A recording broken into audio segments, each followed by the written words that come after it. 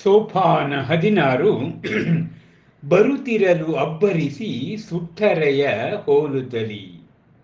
ಮಹಾಕವಿ ಡಾಕ್ಟರ್ ಲತಾ ರಾಜಶೇಖರ್ ಅವರ ಕಾವ್ಯ ಮಹಾವೀರ ಮಹಾದರ್ಶನ.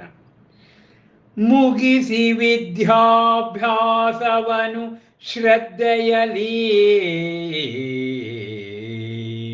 ಹಿಂತಿರುಗಿದ ಬಳಿಕ ಕುಲಗುರುವಿನ ಆಶ್ರಮದಿಂದಲೇ ಮುಂದುವರಿದನ ವರ್ಧಮಾನ ಜಿನ ಬಾಲಕನು.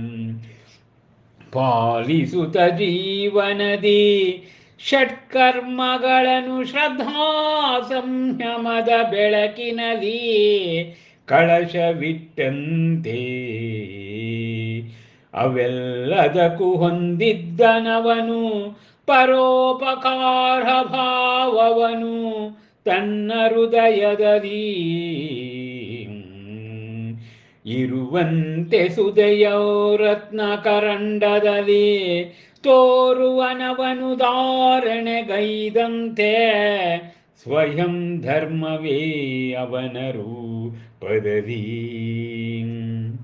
ಅದೊಂದು ಸಂಜೆಯ ವೇಳೆ ನರ್ತಿಸಿರೇ ಉಲ್ಲಾಸ ಲಾಸ್ಯದಲ್ಲಿ ಕೆನ್ನವಿಲ ಕಿರಣಗಳು ದಿಗಂತ ದಿಬ್ಬದಲ್ಲಿ ಮನಸೂರೆಗೊಳ್ಳುವ ತೆರದಿ ಆಸೀನನಾಗಿ ಪೀಠದಿ ನಿರತನಾಗಿದ್ದನ ಬಾಲಕ ವರ್ಧಮಾನನು. ಸ್ವಾಧ್ಯಾಯದಲ್ಲಿ ಆನಂದ್ಯಾವರ್ತದ ಸಿದ್ಧಾಲಯದಿ ಆಗಮಗಳನ್ನು ಅವಲೋಕಿಸುತ್ತಲೀ ಅನಿತರಲಿ ಅಪ್ಪಳಿಸಲವನ ಕಿವಿದೆರೆಗೆ ಪುರವಾಸಿಗಳ ಚೀರಾಟ ಗದ್ದಲವು ಒಡನೆ ಇರಿಸಿ ಕಾಲು ಮಣೆಯಲಿ ಓಲೆಗರಿ ಕಡಿತವನು ಮೇಲೆದ್ದ ಜಿನ ಕುವರನು ಓಡಿದನ ಬಿಸಿಲು ಮೆಚ್ಚನೆಡೆಗೆ ಅದೇನೆಂದು ನೋಡಲು ಅದೇನೆಂದು ನೋಡಲು. ಮಹಾವೀರ ಮಹಾದರ್ಶನದ ಶ್ರೀ ಜನ್ಮ ಕಲ್ಯಾಣ ಸಂಪುಟದ 16ನೇ ಸೋಪಾನವನ್ನು ನಾವು ಕಾವ್ಯ ವಾಚನ ಮತ್ತು ವ್ಯಾಖ್ಯಾನವನ್ನು ಮಾಡುತ್ತಿದ್ದೇವೆ. ಸೋಪಾನ 15ರಲ್ಲಿ ತಿಳಿದಿದ್ದೆವು. ಆತ ವರ್ಧಮಾನ ಜಿನಬಾಲಕನನ್ನು ಆಶ್ರಮಕ್ಕೆ ಬಿಟ್ಟದ್ದು ಅಲ್ಲಿ ವಿದ್ಯೆಯನ್ನು ಕಲಿಯಲಿಕ್ಕೆ. ಆದರೆ ಸಾಕ್ಷಾತ್ ದೇವೇಂದ್ರನೇ ಬಂದು ಆತ ಮತಿ ನಮ್ಮ ಆತನಿಗೆ 3 ಜ್ಞಾನಗಳು ಕೂಡ ಲಭಿಸಿವೆ, ಇವನಿಗೆ ನೀನು ವಿದ್ಯೆ ಹೇಳಿಕೊಡುತ್ತೇನೆ ಎಂದು ಹೇಳುತ್ತೀಯಲ್ಲ ಗುರು ಆಚಾರ್ಯ, ಅದು ಅಹಮಿಕೆಯಲ್ಲವೇ ಎಂದು ಎಚ್ಚರಿಸಿದ್ದನೂ ಕೂಡ. ಆದರೂ ಕೂಡ ಅದೇ ಆಶ್ರಮದಲ್ಲಿ ವರ್ಧಮಾನ ಜಿನಬಾಲಕ ಶ್ರದ್ಧೆಯಿಂದ ತಮ್ಮ ಕುಲಗುರುವಿನ ಆಶ್ರಮದಲ್ಲಿ ವಿದ್ಯಾಭ್ಯಾಸವನ್ನು ಮುಂದುವರಿಸುತ್ತಿದ್ದಾನೆ. ಹಾಗೆ ಜಿನಬಾಲಕನು ತನ್ನ ಜೀವನದಲ್ಲಿ ಜೈನಾಗಮದ ಷಟ್ಕರ್ಮಗಳನ್ನು ದೇವಪೂಜಾ, ಗುರುಪಾರ್ತಿ, ಸ್ವಾಧ್ಯಾಯ, ತಪಗಳನ್ನು ಮಾಡುತ್ತಾ ಆತ ತನ್ನ ಬಾಲ್ಯವನ್ನು ಕಳೀತಾ ಇದ್ದಾನೆ.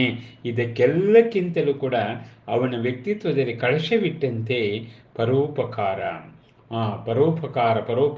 ಪರೋಪಕಾರಂ ಇದಂ ಪರೋಪಕಾರ ಅಂತಕ್ಕಂಥದ್ದು ಅವನ ಹೃದಯದಲ್ಲಿ ಚಿರಸ್ಥಾಯಿಯಾಗಿತ್ತು.